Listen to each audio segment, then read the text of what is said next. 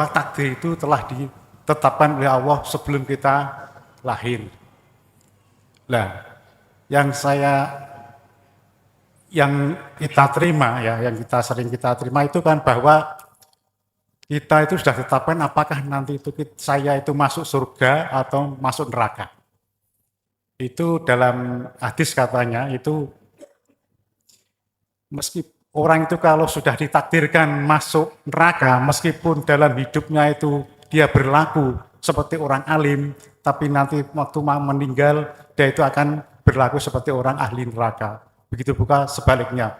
Nah, dengan demikian saya tanyakan, apakah kalau orang yang sudah makrifat itu bisa mengetahui apakah nanti kita itu masuk neraka atau tidak? Yang terusnya, apakah orang yang sudah makrifat itu nanti juga bisa tidak makrifat lagi? Terima kasih, Gus, atas penjelasannya. Wassalamualaikum warahmatullahi wabarakatuh. Waalaikumsalam warahmatullahi wabarakatuh.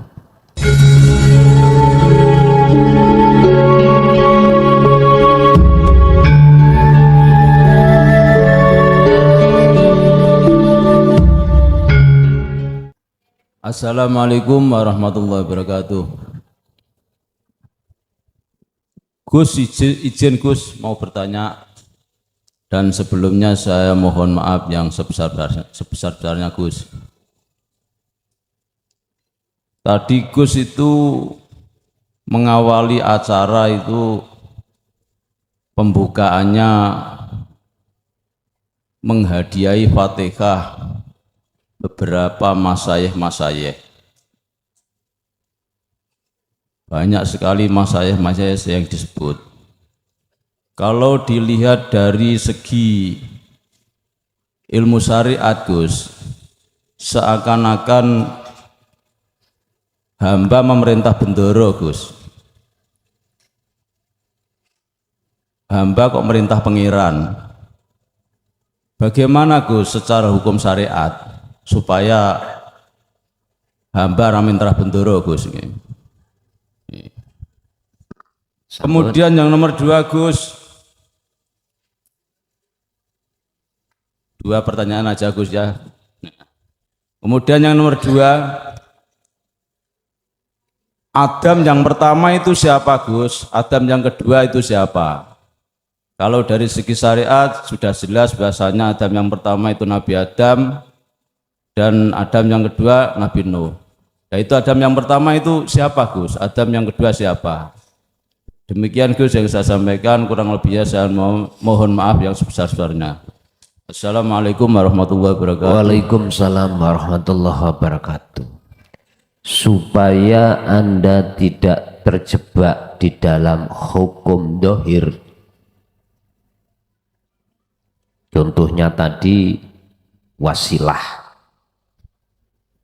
miturut syariat,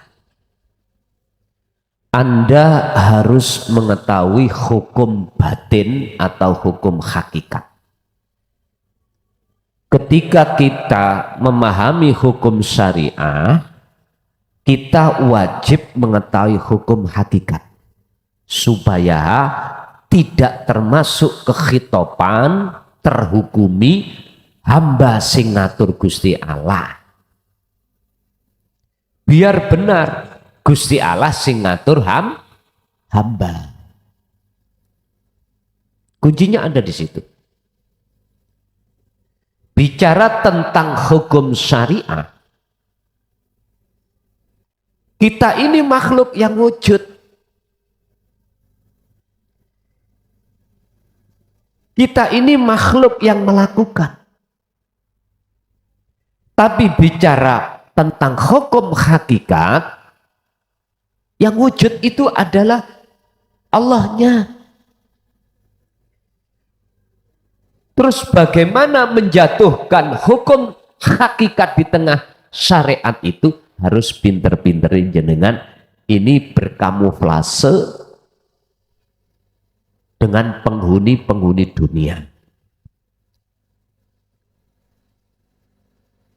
Kalau tidak berkamuflase, jenengan mungkin dituduh seseorang yang menuhankan dirinya pada Allah.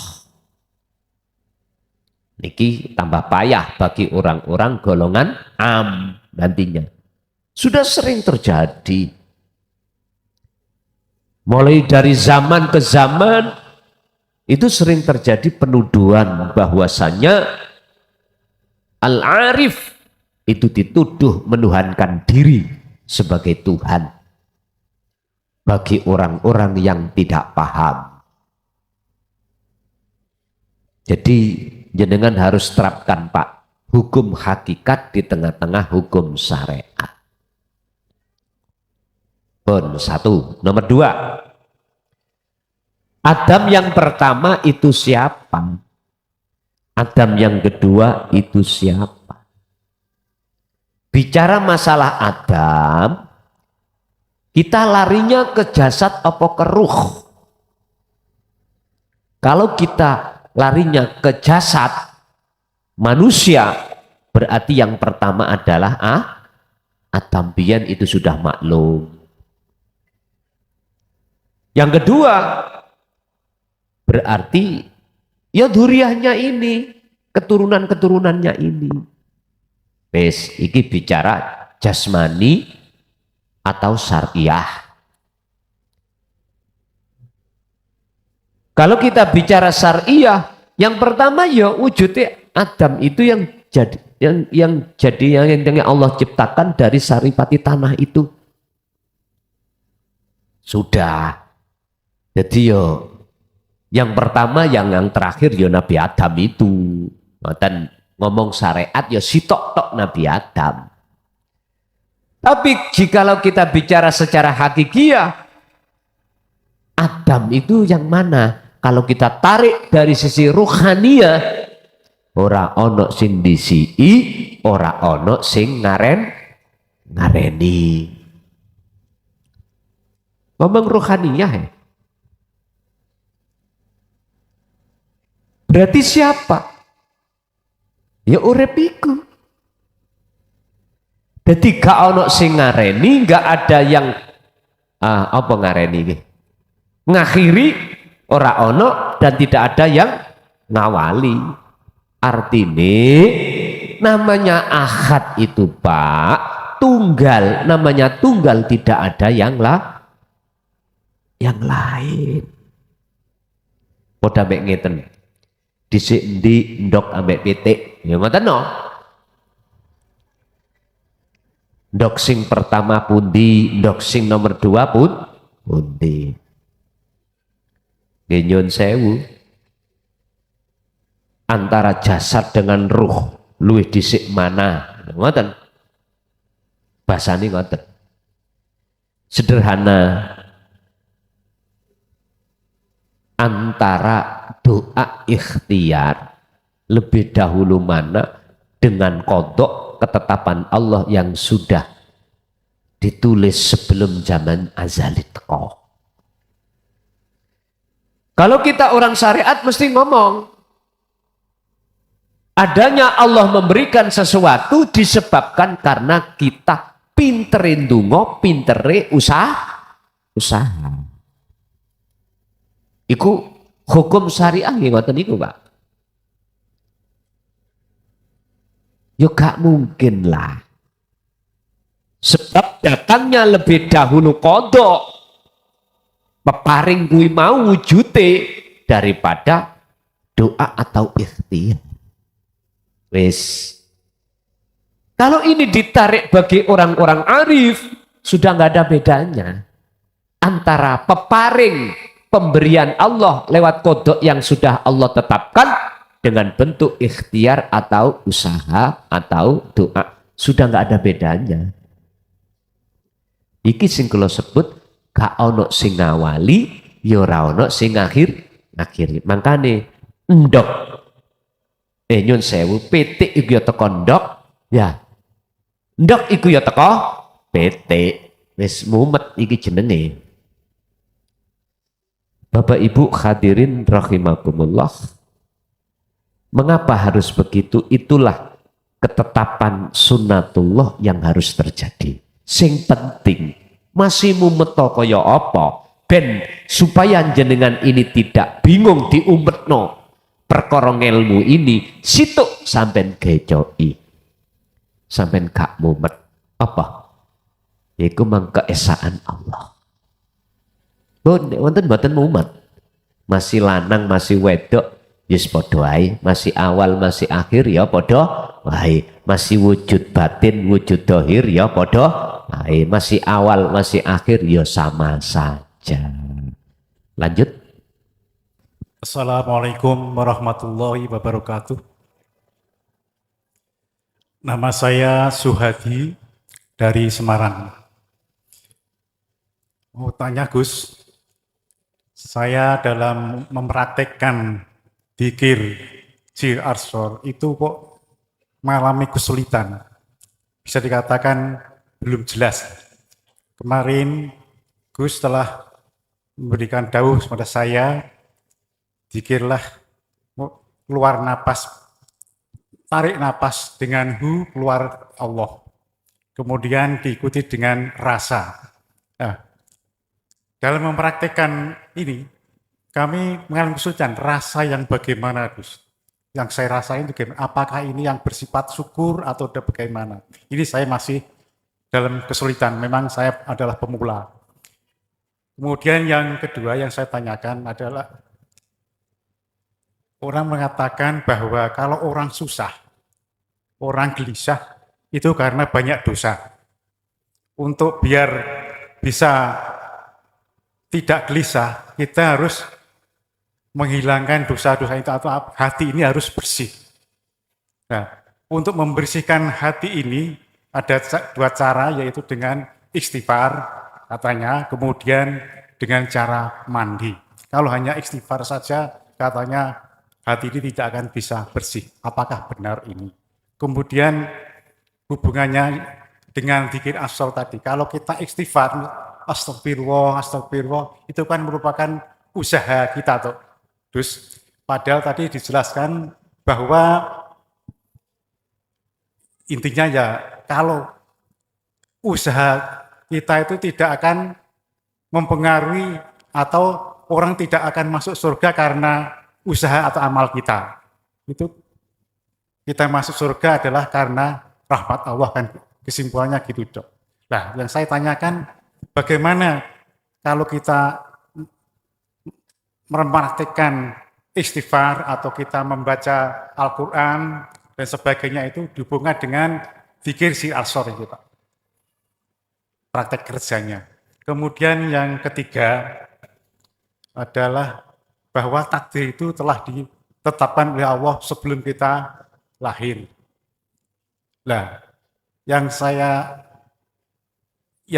kita terima ya, yang kita sering kita terima itu kan bahwa kita itu sudah tetapkan apakah nanti itu saya itu masuk surga atau masuk neraka. Itu dalam hadis katanya itu meski orang itu kalau sudah ditakdirkan masuk neraka, meskipun dalam hidupnya itu dia berlaku seperti orang alim, tapi nanti waktu meninggal dia itu akan berlaku seperti orang ahli neraka. Begitu juga sebaliknya. Nah, dengan demikian saya tanyakan, apakah kalau orang yang sudah makrifat itu bisa mengetahui apakah nanti kita itu masuk neraka atau tidak? Yang terusnya, apakah orang yang sudah makrifat itu nanti juga bisa tidak makrifat lagi? Terima kasih, Gus, atas penjelasannya. Assalamualaikum warahmatullahi wabarakatuh. Waalaikumsalam warahmatullahi wabarakatuh. Tentang mempraktekkan dzikir Sirul Asrar. Jikalau dzikir ismudat utawi dzikir siri masuk nafas iku kesulitan, artinya kita di samping melakukan dzikir sir beserta Sirul Asrar, kok kesulitan fungsinya Sirul Asrar muncul, gak usah dzikir sir. Cukup dzikir Sirul Asrar aja.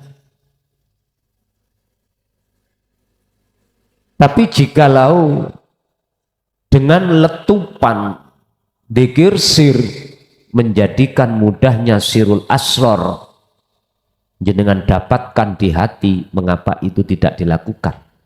Wadhkur isma rabbika, jelas iki Allah katakan, Muhammad sebutin nama Tuhanmu bukrata wa asila, baik siang maupun malam. Tapi jikalau jenengan ini tanpa dzikir sir, kok memfungsikan sirul asrar itu bisa, tidak apa-apa tanpa adanya dzikir sir. Saya masih sulit. Rasa yang bagaimana yang harus kami rasakan? Gini Pak, dikatakan dzikir sir itu sampai pada natijah puncaknya adalah rasa yang ada di dalam hati panjenengan itu rasa aku Allah. Niki natijahnya. Natijahnya pungkasane. Niki sing tak maksud makrifate. La yarawna li anfusihim sayi'an bal yusahiduna annal fa'ilahu wallahu ta'ala. Tidak ada rasa diri hamba yang merasakan, tapi yang muncul nyata rasa diri aku Allah yang merasakan.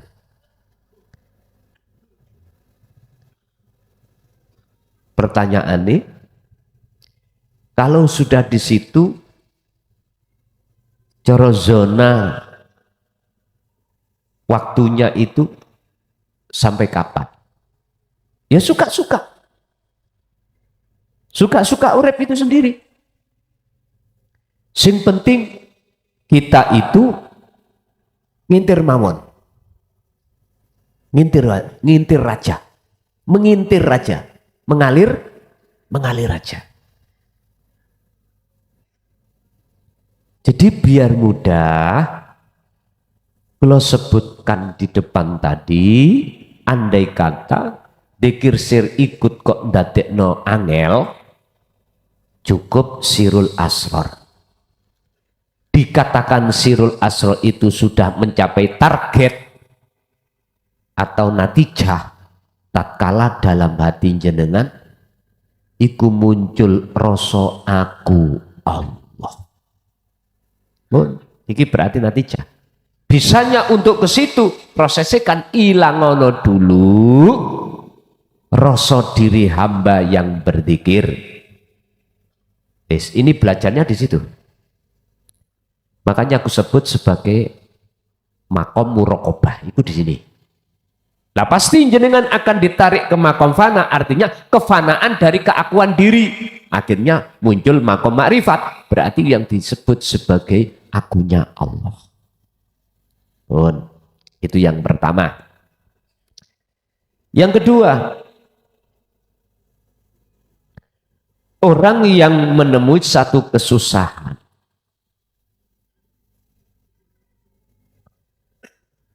dalam hal apapun, terus mempunyai satu keyakinan bahwasanya itu disebabkan karena banyaknya dosa. Akhirnya menurut petunjuk di dalam hukum syariah, disuruhlah untuk taubat, membaca istighfar, dan lain sebagainya. Apakah cukup jenengan kali kula niki hanya mengucapkan bilisan istighfar? Tak cukup. Sebab namanya bersuci itu harus tinggalkan secara hakikat, harus tinggalkan keakuan makhluk di dalam diri. Yakfur, tinggal no, bersih no, bitawud, perkara-perkara wujudi makhluk di dalam hati. Inilah maksudnya toharoh. Inilah maksudnya bebersih diri itu. Tazkiyatun nafsi ada di sini. Tidak cukup secara lesan kita hanya beristighfar atau membaca sholawat atau membaca Quran atau laku-laku bagus secara fisik, nggak cukup. Kita dapatkan keterangan cukup kita beristighfar secara lesan itu di hukum syariat, oke lah, saya hormati. Tapi pertanyaannya, apakah cukup untuk bebersih diri dari dosa-dosa itu? Tidak. Jikalau jenengan tidak melaksanakan tazkiyatun nafsi, bebersih diri jiwa ini dari tauhid atau al-aurath, perkara-perkara yang ada di dalam hati kita yang disebut masiwallah, perkara selain Allah. Kalau ini tidak jenengan jalankan, hanya menjalankan secara dohiriyah, istighfar saja, maka inilah yang sesuai dengan sabda atau firman Allah dalam surah Al-Baqarah, fi qulubihim maradun fazadahumullahu maradun. Dosa itu, penyakit itu dalam diri tidak kunjung lekas hilang, malah bertambah. Beriman pada si A, beriman pada si B, ya ini wis kotoran. Yang ketiga terkait masalah zikir, takdir yang sudah Allah tetapkan di zaman azali terhadap setiap diri manusia, perkara surga dan neraka. Bapak Ibu, inilah yang kusebut berlakunya hukum sunatullah fid dunya wal akhirah. Inilah ketetapan hukum Allah, baik secara syar'i, lebih-lebih secara hakiki yang harus kita pahami. Artinya Bapak Ibu, ketika saat manusia menjalankan apa yang menjadi ketetapan hukum syariah, bagaimana caranya ini menjadi hakikat? Loh gitu loh nih. Sebab secara jasmani kita masih ketanggungan khalifah fil ardi, pemimpin di bumi. Artinya berlakunya hukum jasmani kita di dunia ini otomatis juga berlakunya hukum syariah. Kecuali badan ini sudah tidak berlaku hukum syariat, yang berlaku adalah rohani, baru ini dimaklumi tidak bisa dibicarakan. Alias nek ono wong gendeng gila, nggak bisa kita hukumi dengan hukum syariat. Semua itu dikatakan harap maklum. Bapak Ibu, tapi bukan perkara ini perilaku amaliyah dohir maupun batin ini sebagai sebab datangnya anugerah, baik anugerah yang tidak kekal ataupun yang kekal. Tidak. Tapi justru amaliyah baik dohir maupun batin yang tadi disebut tidak kekal dan kekal, bagaimana itu tidak ada bedanya. Ya, mau tidak mau wajib hukume jenengan iki masuk di dalam alam ahadiyah Allah. Baru ora ono lanang, ora ono wedok, ora ono susah, ora ono seneng, ora ono awal, ora ono akhir, ora ono syariat, ora ono hakikat. Nggih niku hukume jaiz, wenang. Apakah orang yang ketika saat di dunia itu sudah makrifat, terus suatu saat dia tidak bermakrifat lagi? Nyun sewu Pak, konsep yang sudah selama berpuluh tahun kami ketahui, wong nek wis ruh kadung roh rasane enake panganan. Buh panganan apa gak ngerti aku. Gak mungkin, gak golek imane. Wis sampeyan tafsirno dhewe. Orang kalau sudah tahu rasanya nikmatnya suatu makanan, mesti akan terus mencari. Dan mereka akan meninggalkan makanan yang tidak enak. Inilah Pak yang ku maksud, siapapun diri jenengan, kalau sudah mengetahui mana kebenaran yang sejati, gak mungkin kebenaran yang hak itu jenengan tinggalkan. Gak mungkin. Justru kebatilanlah yang jenengan tinggal. Tapi ingat yang kedua, jikalau perkara kebenaran itu datang, maka hancurlah kebatilan. Qul ja'al haqqu wa zahaqal batil innal batila kana zahuqa. Contoh dan bukti. Dulu waktu jenengan belum mengetahui tentang mana di antara ajaran yang kekal, yang hak, sampean belum tahu loh ya. Sampean sih kebingungan, sih membanding-bandingkan, carilah referensi, carilah mukobalah dan lain sebagainya. Tapi ketika saat hati sampean terbuka dan menemukan kebenaran yang hakiki, beda. Wis, gak mungkin jenengan akan pindah dari satu posisi ke posisi kembali ke awal. Gak mungkin. Gak mungkin. Karena jenengan sudah bisa membanding-bandingkan antara yang hak dengan yang batil. Jadi gak mungkin orang yang sudah pernah makrifat pada Allah gak makrifat maneh, gak mungkin. Karena itu hukum yang tidak berlaku di dalamnya. Sebab siapapun di antara panjenengan kok ya sudah melihat indahnya alam akhirat, maka saat itu juga indahnya alam dunia menjadi fana. Sudah tiada. Sehingga bagi orang memandang dunia ini indah, tapi bagi mereka bukan dunia yang indah. Karena dunia sudah menjadi akhirat. Alam mukhadharah bagi Anda, bagi orang lain.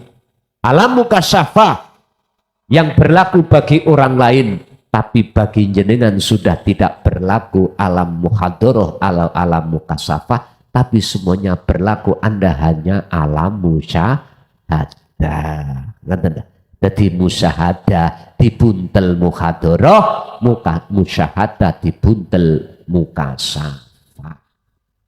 Sing tampil sejatine musyahadah dalam diri jenengan. Dan atau bagi orang-orang am golongan kita, boten saged memandang bahwasanya wujude wit jagung itu adalah urip, nggak bisa. Bagi kita yang ada di am, wujudin dunia, nggak bisa mengatakan itu wujudnya Allah. Nggak bisa. Nggak bisa, Pak. Karena kita memandangnya di alam dunia. Coba jenengan kalau sudah memandang di alam akhirat. Beda, Bud. Jadi memandang wujud Allah. Zahire ya wujud dunia saisine kuwi. Wes niki bagi kita yang belum sampai di situ pun dipikir teman-teman. Ya. Pesanku gak usah dipikir teman-teman. Wes sampai ikutilah proses dari Allah. Sebab ini sampai gak usah khawatir khalwat dimanapun kok aku gak didengkek gendruwo. Terus gak disesatno iblis. Jangan khawatir. Sehingga duweni keyakinan aku nek gak kholwat nanggone Jaya Baru Pondok wis gak aman misalnya. Sebab ning kono ditunggoki Gus misalnya. Telek aku lo turu. Jangan punya keyakinan ngoten. Iktikotkanlah keyakinan dalam dirimu. Jangan mamang jenengan akan ditonton sendiri oleh guru sak temene guru sing kekal, yaitu hidup dalam dirimu. Syaratnya jenengan wis paham bagaimana caranya jenengan ini memfungsikan dzikir sirul asr. Cukup itu aja. Wis ora kakean ngelmu akeh-akeh. Ya toh? Ya toh? Sampai lupa wis tuwek-tuwek. Tuwek-tuwek jange mate. Wis ojo bulet-bulet nanggone ngelmu. Wis fokus ae nanggone laku. Bukan aku melarang jenengan memperkaya ilmu, ndak. Perkayalah lakumu itu. Wis tah jenengan gak usah khawatir. Gusti Allah sendiri yang memperjalankan jenengan. Subhanalladzi asra bi 'abdihi lailan. Dialah zat yang maha suci hidup dalam diri Anda. Asra yang memperjalankan bi 'abdihi kelawan hambane alladzi. Ya udah. Ada loh Pak yang berkeyakinan kula niku nggih nrimo WA-ne. Kula niki mboten wantun Gus. Nek kholwat ning omah. Wantun kecuali sampai pantau terus. Kula wedi teng mriku disesatno barang-barang alus. Ya Allah, Pak, dimanapun itu ada Allah. Disebut kholwat itu adalah tazkiyatun nafsi, bebersih diri dari perkara-perkara yang sudah masuk dalam hati. Kuncinya membersihkan adalah dzikir tadi. Dimanapun jenengan berkholwat, di situ Allah akan tahu dan di situ Allah lah. Hanya Allah yang membimbing panjenengan. Mboten Gus, kula niki pas kholwat ketemu jenengan mensem, berarti tondo aku sampean tunggoki. Pak, aku lho turu. Jangan punya keyakinan seperti itu. Sampai ikut diuji Allah pengen melihat siapa di balik itu semuanya. Berhubung jenengan sudah membawa fungsinya dzikir sirul asr, maka enggak pantas jenengan ikut jikalau menuduh masih makhluk. Enggak pantas. Cukup jenengan itu harus masuk di dalam hidup itu sendiri. Oke, lanjut. Assalamualaikum warahmatullahi wabarakatuh. Sebelumnya saya mohon maaf, mungkin pertanyaan saya ini sangat mendasar. Gus Mukhlason pernah berucap bahwa ajaran tauhid ini dibungkam sejak Khalifah Ali bin Abi Thalib. Kenapa ajaran tauhid ini kok tidak langsung tauhid gitu, Gus? Kok pakai syariat? Yang kedua, Gus Mukhlason juga pernah bilang bahwa selain agama Islam juga bisa bertemu dengan Allah. Pertanyaan saya tentang inna dina indallahil Islam, itu penjabarnya gimana? Itu saja yang saya tanyakan. Saya ucapkan Assalamualaikum warahmatullahi wabarakatuh. Waalaikumsalam warahmatullahi wabarakatuh. Ketahuilah bahwasanya saya hormati segala aspirasi atau pandangan orang lain sekalipun tidak sama dengan pandangan kami. Saya tidak bermaksud untuk menyalahkan pandangan orang lain. Pun. Pertama, mengapa ajaran tauhid pada saat digelar mulai dari Khalifah Sayyidina Ali kok gak langsung tauhid aja, kok yo ono syariate. Bapak Ibu, sebetulnya itu angan-angan kita saja. Sebetulnya gitu. Kok gak langsung tauhid?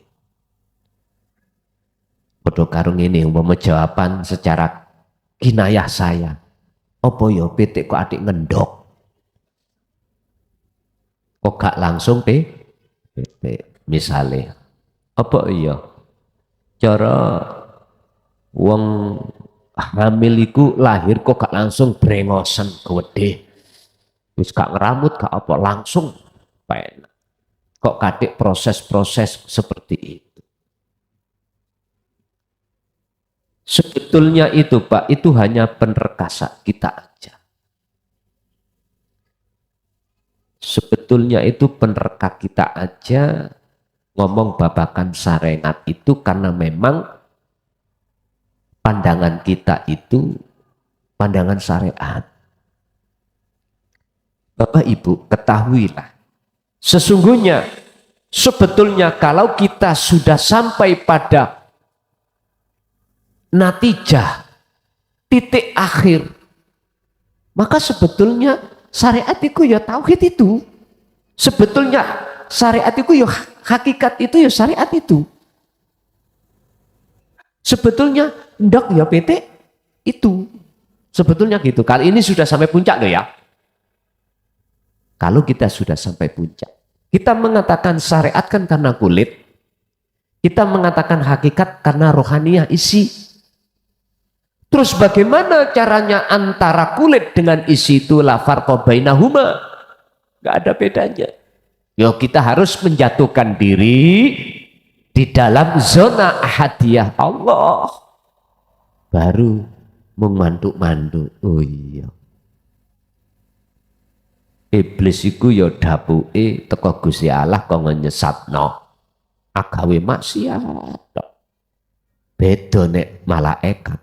Dapuke perane dikongkon taat. Lah ngoten nggih.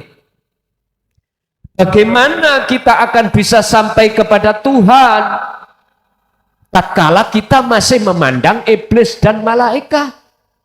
Tak bisa. Justru kita terbegal, terhalang oleh dua makhluk itu. Ingat, dalam makalah yang lain, Syekh Ibnu Athaillah katakan ada makhluk namanya maksiat, ada yang taat. Ini disebut waktu, zaman. Ada 4 waktu, zaman. Ini sebagai makhluk yang Allah uji terhadap kita.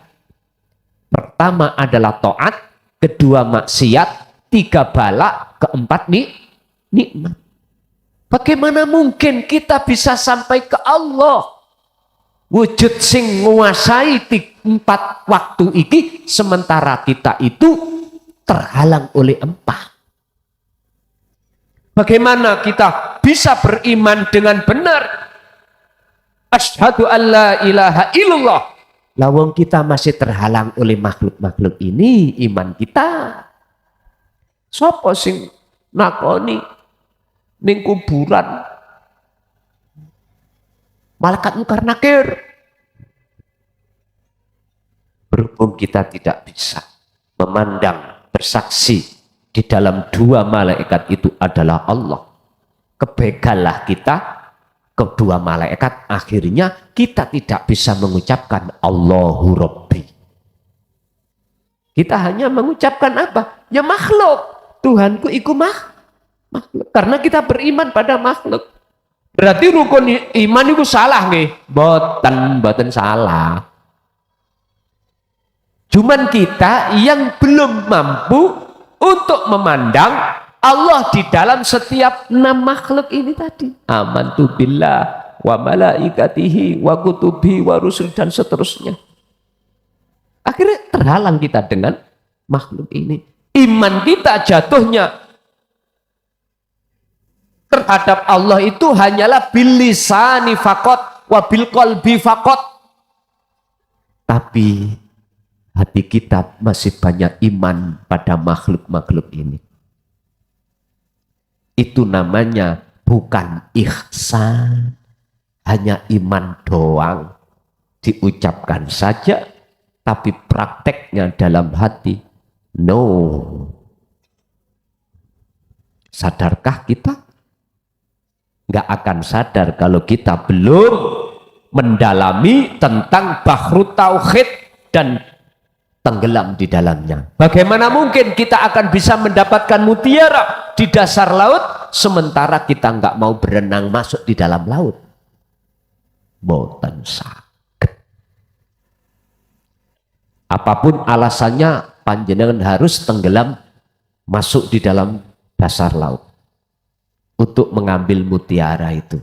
Dan mutiara inilah Pak yang ku maksud dan ku sebut sebagai makom ma'rifat datang Allah Subhanahu wa ta'ala.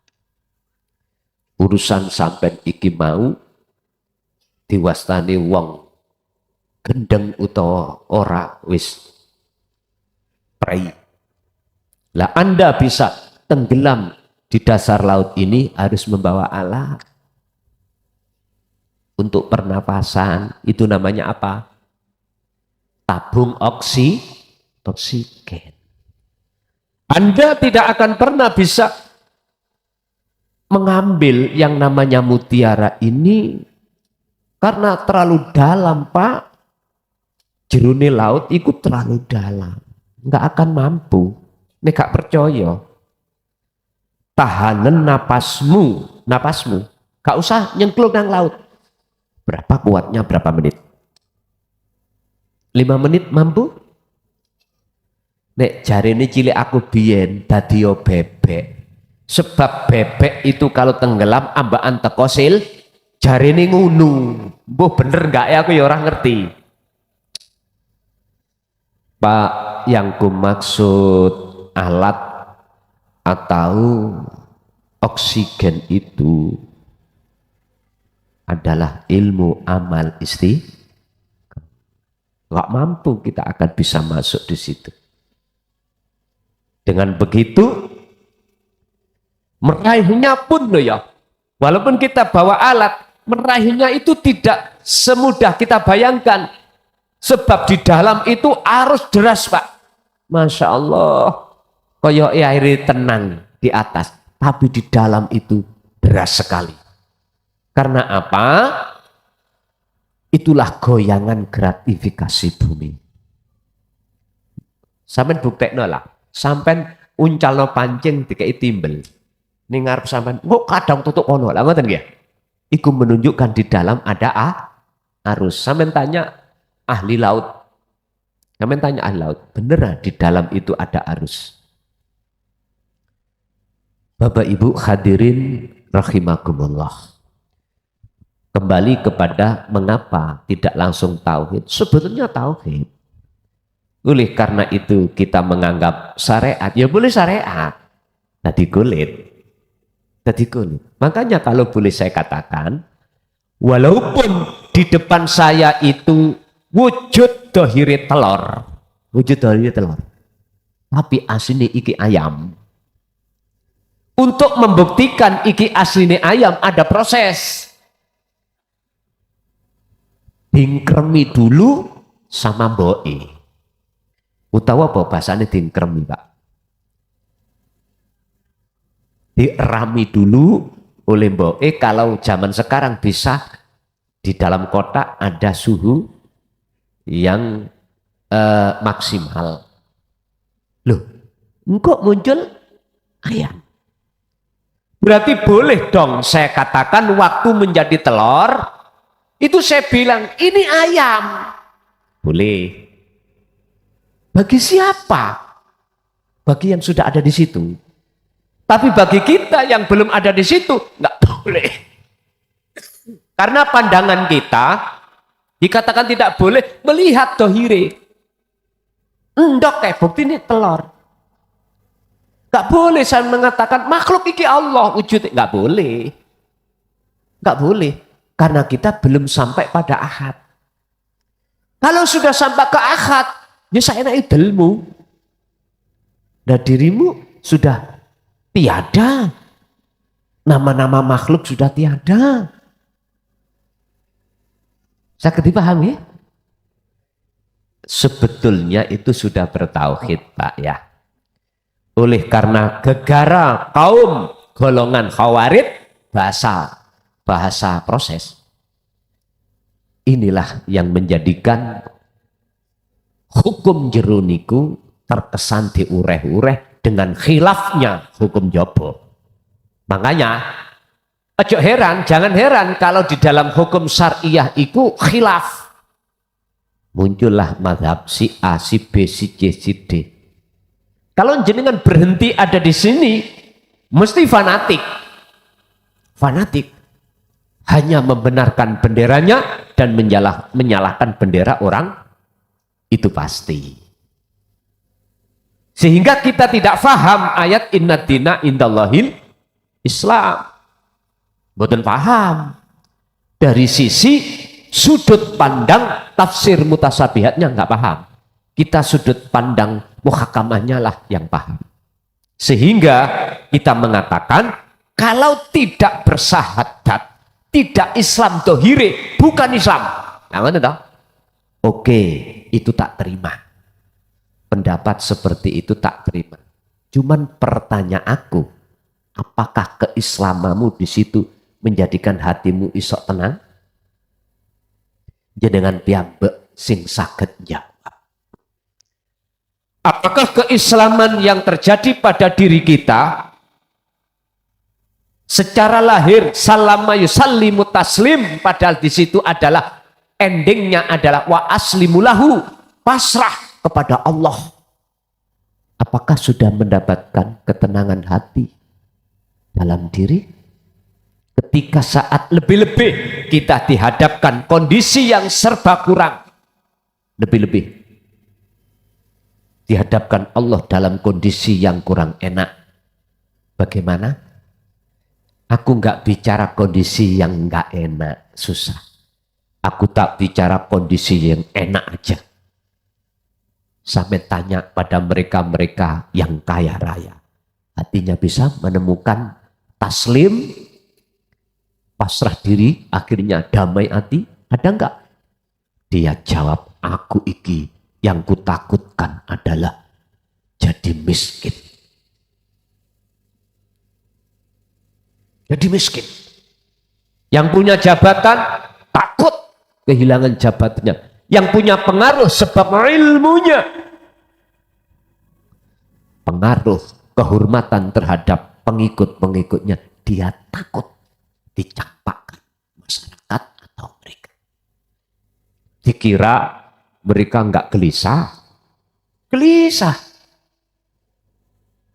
Sehingga dengan begitu, miturut sudut pandang hakikat yang disebut Islam adalah hatimu yang sudah betul-betul wa aslimulahu min qabli ayyatiyakumul azab. Pasrah itu akan bisa terjadi dengan sesungguhnya manakala sebelum pasrah Anda sudah ketemu Tuhanmu. Ayatnya sudah bicara. Sering saya katakan dalam surat Az-Zumar ayat 54. Oleh keadaan ruhaniyah kita itu selalu gelisah, khawatir, bahkan takut dengan masa depan, bla bla bla bla bla. Disitulah Allah memberikan satu solusi terhadap kita dengan kalimat wa anibu, dan lekas balio siro kabeh ila rabbikum maring Tuhanmu. Rob berarti semua agama ini. Semua agama tidak hanya untuk Islam. Quran ini tidak hanya untuk Islam secara syariat, tapi iki ya juga terhadap agama manapun supaya rohaniahnya betul-betul muslim. Ngoten lho. Lah, cara untuk bisa kembali kepada Tuhan kita itu Anda tidak bisa lepas dari beberapa proses faktor. Pertama adalah taklimat tauhid. Kudu belajar meji babakan ilmu sing untuk mengesakan Tuhan. Ini urusan bahasanya, urusan sistemnya monggo kersa. Makanya carilah agama yang mendidik Anda untuk mengesahkan Tuhan. Mukhlisina lahuddin, hunafa'a wa yuqimus shalah wa yu'tuz zakat wa dzalika dinul qayyimah. Mana agama yang jejak? Agama yang lurus mana? Itulah agama yang mengesahkan pada Tuhannya. Makanya bahasanya wa ma umiru illa lah. Tidak diperintahkan kamu sekalian illa liya'budullaha, hanya menghadap, hanya menyembah kepada Allah. Artinya jatuhnya ruhaniyah itu dalam keesaan Tuhan. Dalani lewat sirul asrar, titik yes. Dengan bahasa lain tidak sirul asrar, monggo, rasa, silakan. Sebab semua manusia hatinya itu Pak, mesti dipasang Allah namanya fuad. Artinya teleng. Wis terserah monggo bahasa apa sampean jenengan apa. Sing jelas adalah keimanan yang murni. Yang Rasulullah sebut ihsan. Itu mesti berhubung niki rasane utawa ihsane iku dipengaruhi terhadap perkara-perkara duniawiyah, akhirnya ora iso meteng. Cara umbel ya. Apa sebabnya gak iso metu? Akhirnya ndadekno buntu irunge. Wis pelajaran dhewe. Akhirnya ambekan ya nak ngoten Pak. Gak iso los ngoten.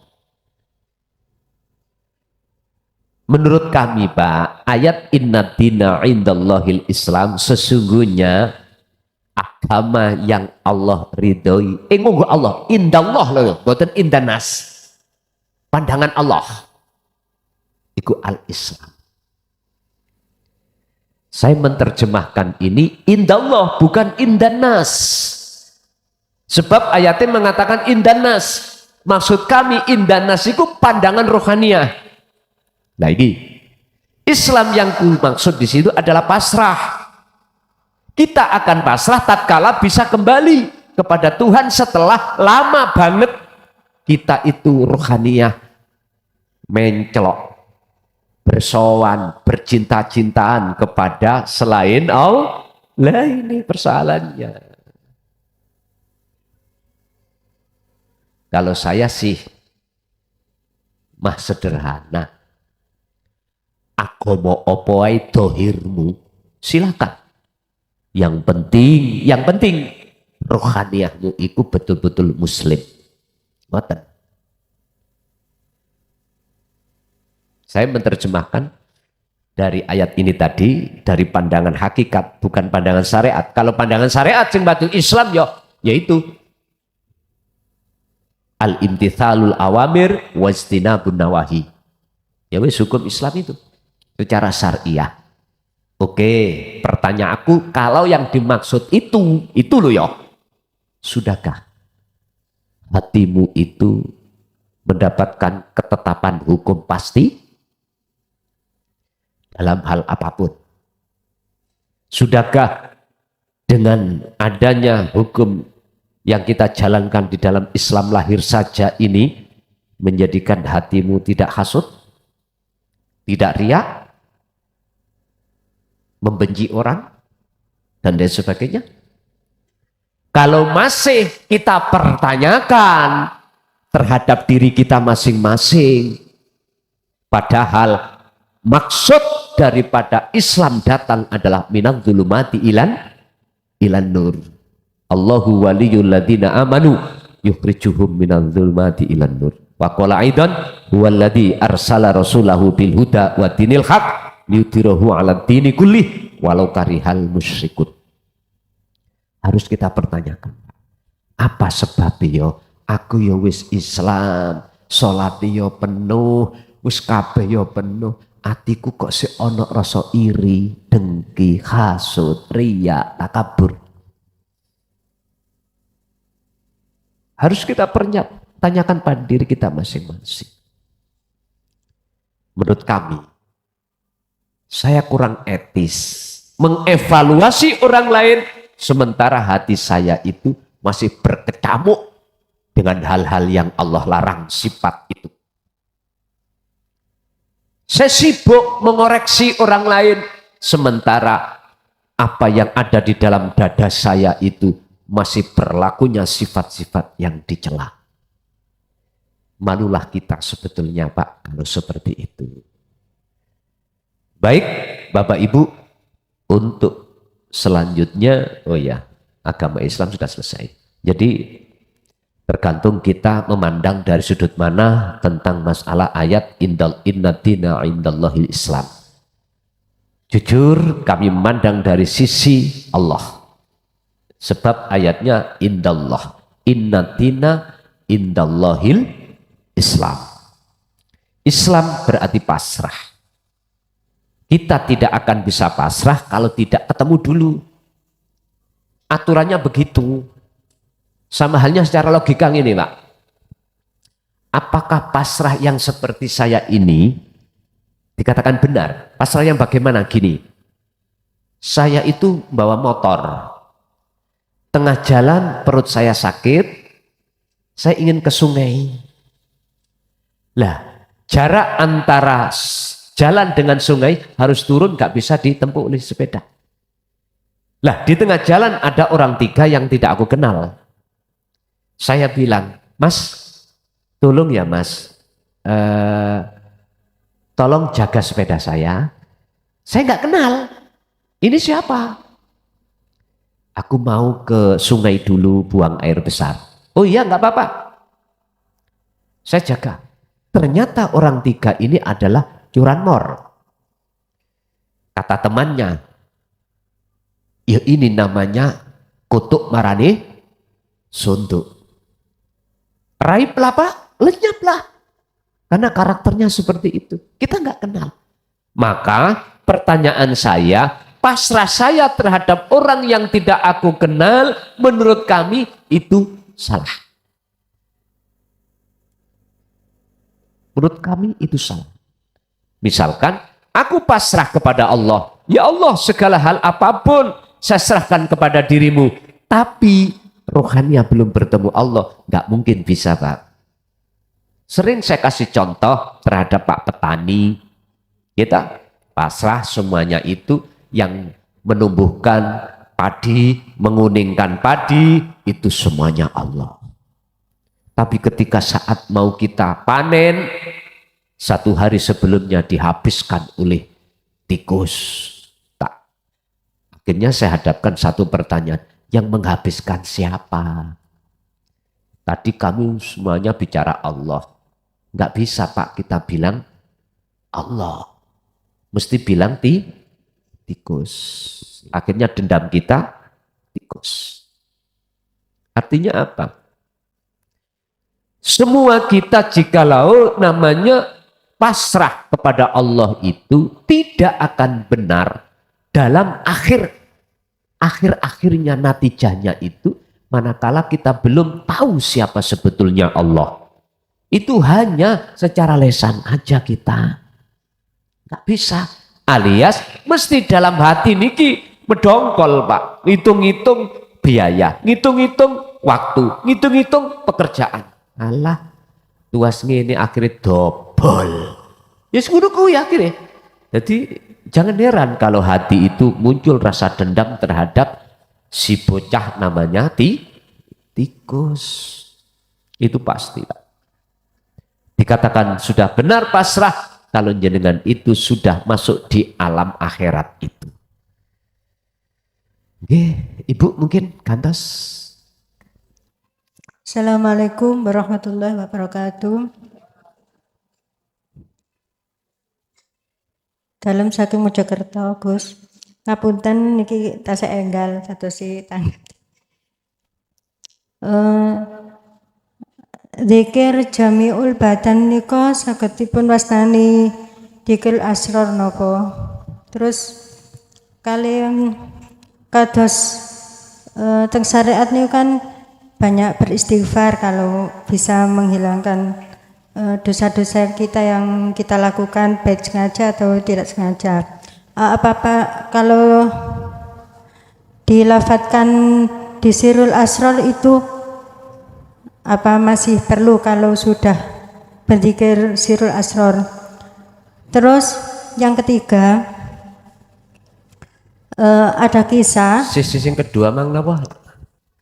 Yang kedua, seperti misalkan kita ini kan banyak dosa, meskipun itu disengaja atau tidak sengaja. Kalau disyariatkan bisa dipakai baca dzikir istighfar yang banyak. Nah itu kalau istighfarnya itu dilafadzkan di dalam hati ya, apa bisa dinamakan sirul asror. Terus yang ketiga, ada cerita seseorang pernah sakit tidak bisa berjalan, kemudian dia melaksanakan sholat tasbih, sholat sunnah tasbih. Karena melakukan sholat sunnah tasbih itu, maka dia menjadi sembuh. Karena sebab itu dia tiap sholat 5 waktu untuk menghadap kepada Allah itu ketika mau meninggalkan itu merasa berat sekali. Apakah itu juga sudah dimanungkan bertauhid? Itu saja. Matur suwun.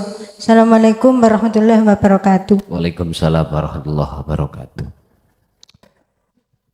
Apakah dzikir yang dilakukan segenap badan itu bisa dikatakan sirul asror dzikirnya? Bisa, dengan catatan manakala di dalam hati jenengan bergemuruh rasa. Kalau bergemuruh rasa berarti tiada selain Allah. Makanya jangan heran jikalau jenengan mengke dihadapkan Allah dalam satu kejadian bahwasanya seluruh makhluk ning dunya iki ngucap aku Allah, atau hanya ngucap Allah.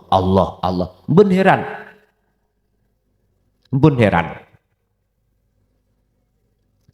Dan itu tidak dikatakan sebagai dzikir sirul asror manakala dalam hati belum bergemuruh akunya Allah. Udah, titik. Nomor kedua, orang yang banyak dosa, apakah ketika saat beristighfar itu sudah melakukan dzikir sirul asror? Ini sama dengan pertanyaan yang di depan tadi, bapak-bapak tadi. Dikatakan sudah apabila kembali lagi kepada hati dipertanyakan, sudahkah rasa sing muncul iku sedoyone iku Allah? Semuanya itu Allah? Kalau belum, maka tidak. Yang nomor 3, orang yang lagi sakit kemudian dia menjalankan sholat tasbih dan sembuhlah penyakit itu. Apakah mereka sudah dikatakan bertauhid? Saya katakan belum, manakala masih melihat sebab sholat tasbih iku ndadekno warase menjadikan sembuhnya penyakit.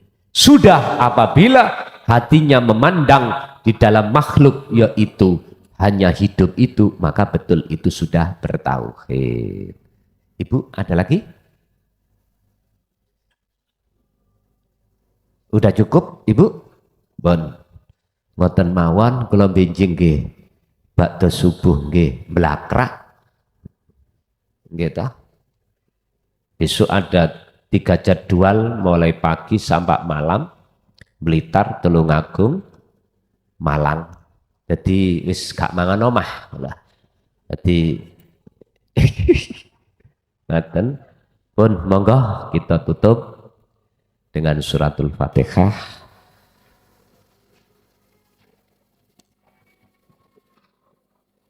Apa yang Allah berikan dalam kesempatan malam hari ini tidak hanya menambah satu ilmu, tapi juga menambah kemarifatan jenengan datang Allah Subhanahu wa taala. Lahumul Fatihah.